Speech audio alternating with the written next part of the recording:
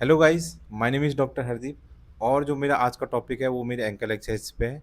मैंने इसमें कुछ बेसिक एक्सरसाइज करवाई हैं और कुछ मैंने क्लोज चेन में मैंने एक्सरसाइज करवाई हैं। कुछ टाइम पहले हमारे पास एक पेशेंट आया था। 2 से ढाई महीने बाद वो हमारे पास आया। उसका जो एंकल था वो बिल्कुल भी मूव नहीं कर रहा था, क्योंकि जो उसके फीट में थे नेविकुलर बोन थी और क्यूबाइड बोन थी। उन दोनों में उसका फ्रैक्चर था, जिसकी वजह से वो 2 से ढाई महीने बिल्कुल बेड रेस्ट पे था। और उसका जो एंकल था वो बिल्कुल स्टिफ हो गया था और मूव बिल्कुल भी नहीं हो पा रहा था। जैसे ही वो वेट उस पे दे रहा था तो उसको पेन महसूस हो रहा था और वो थोड़ा-सा लर्च या लचक के चल रहा था। तो मैंने कुछ एंकल की इसमें बेसिक एक्सरसाइज करवाई है, कुछ मैंने क्लोज चेन में एक्सरसाइज करवाई है एंकल के लिए। तो चलिए शुरू करते हैं।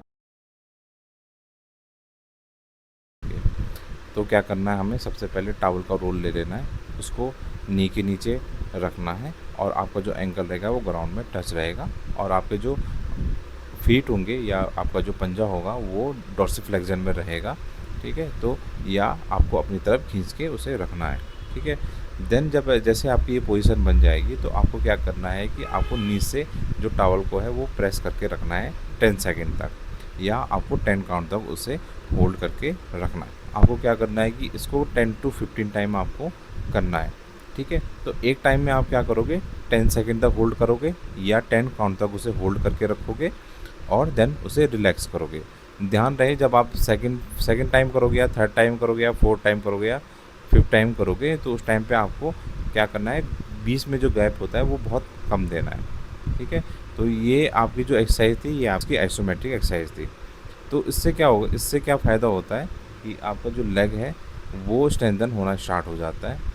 काफ़ी टाइम से जिस पे आपने लोड नहीं दिया है तो लोड लेने के लिए प्रिपेयर हो जाएगा। तो ये आइसोमेट्रिक आपको एक्सरसाइज करनी है। और एक बात का ध्यान और रखना है आपको कि जब आप नी को प्रेस करते हो तो उस टाइम पे आपका एंकल हवा में नहीं होना चाहिए और आपका जो फीट है वो आपका डॉर्सिफ्लेक्शन या प्लांटर फ्लेक्शन में नहीं होना चाहिए। डॉर्सिफ्लेक्शन में तो होना चाहिए पर प्लांटर फ्लेक्शन में नहीं होना चाहिए। जो सेकंड आइसोमेट्रिक एक्सरसाइज है वो हमारी एंकल प्रेस एक्सरसाइज है। इससे हमारी क्वाड्स की एक्सरसाइज होती है।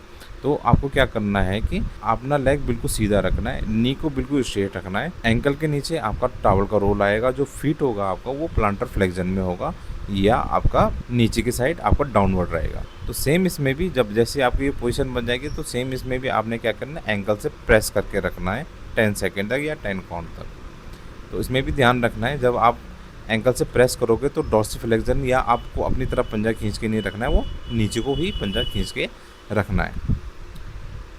अब जो थर्ड एक्सरसाइज होगी वो हमारी होगी एंकल के लिए विथ थेराबैंड एक्सरसाइज। तो मैंने जैसे थेराबैंड लगाया है, फीट के चारों ओर मैंने थेराबैंड लगा दिया है, एंकल के नीचे से मैंने टॉवल का रोल हटा दिया है ताकि एंकल फ्रीली मूव हो सके, अपवर्ड या डाउनवर्ड हो सके। तो उसको टॉवल का रोल हमने हल्का सा एंकल के ऊपर लगा दिया है। तो अब क्या करना है, आपने जो स्टार्टिंग में आपका पोजीशन रहेगी वो थेराबैंड रैप रहेगा आपके फीट के ऊपर और आपको क्या करना है कि उसको प्लांटर फ्लेक्शन में करके रखना है या डाउनवर्ड करके रखना है। देन आपको पेशेंट को कमांड करनी है कि आप उसको अपनी तरफ मोड़िए। जैसे ही वो अपनी तरफ मोड़ेगा या डॉर्सिफ्लेक्शन में उसको मोड़ेगा तो उसको एक रेजिस्टेंस फील होगा थ्रू थेराबैंड। तो इसको भी आपको कम से कम 10 टू 15 टाइम, 15 टू 20 टाइम करना है। और इसमें ध्यान रखना है कि आपको इसमें होल्ड करके नहीं रखना है, आपको नॉर्मल काउंटिंग की तरह ही इसे ऊपर और नीचे ऊपर करना है। ठीक है, तो इससे क्या होगा कि जो आपकी टिबियलिस एंटीरियर है वो स्ट्रेंथन होगी, जो कि हमारे एंकल को डॉर्सिफ्लेक्शन या अपनी तरफ खींचने में हेल्प करती है।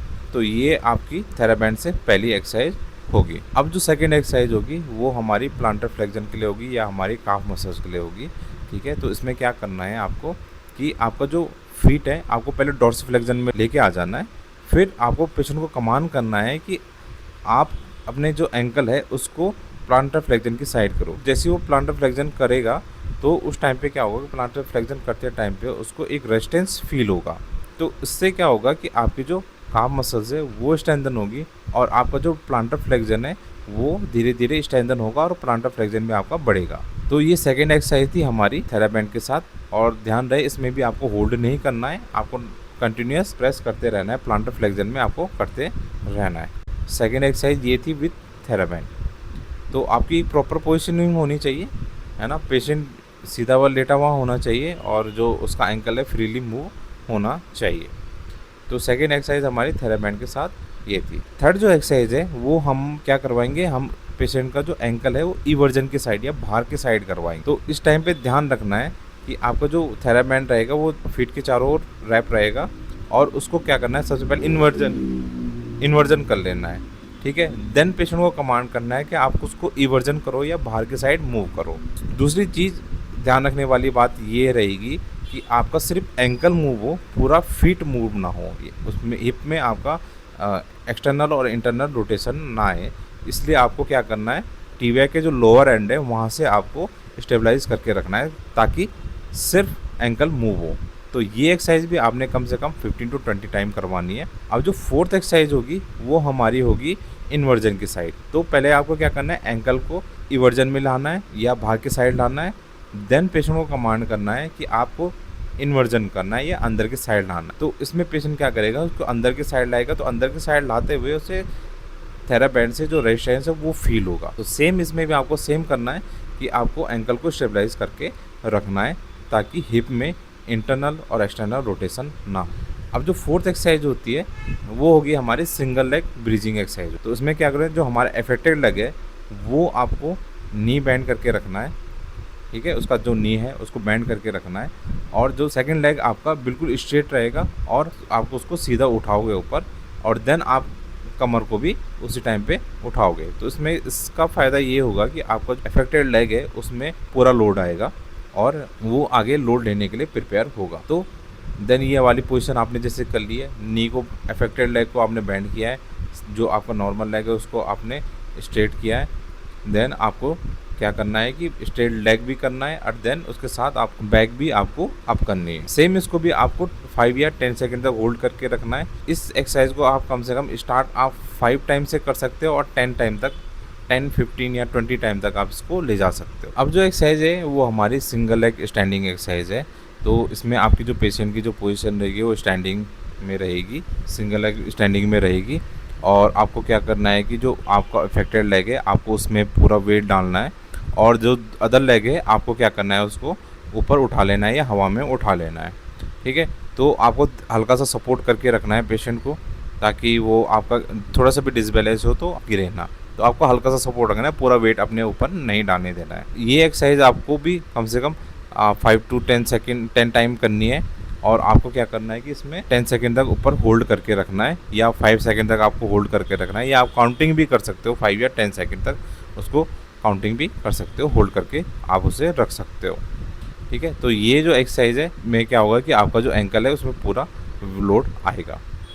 अब जो थर्ड एक्सरसाइज है वो हमारे सिटअप्स एक्सरसाइज। ध्यान रखना इस बात का कि बराबर वेट है जैसे जितना हमारा लेफ्ट या राइट साइड में आता है, जो नॉर्मल लेग में आता है, तो उसमें भी सेम बराबर वेट आ सके। देन उसको जैसे सिटअप्स करते हैं वैसे सिटअप्स करने, धीरे धीरे सिटअप्स करने, पेशेंट झटका ना दे, खड़े होते टाइम पे एकदम से अपने पैर को झटका ना दे, तो इसलिए उसका ध्यान रखना। अब जो नेक्स्ट एक्सरसाइज है वो हो गया हमारी हील रेज एक्सरसाइज।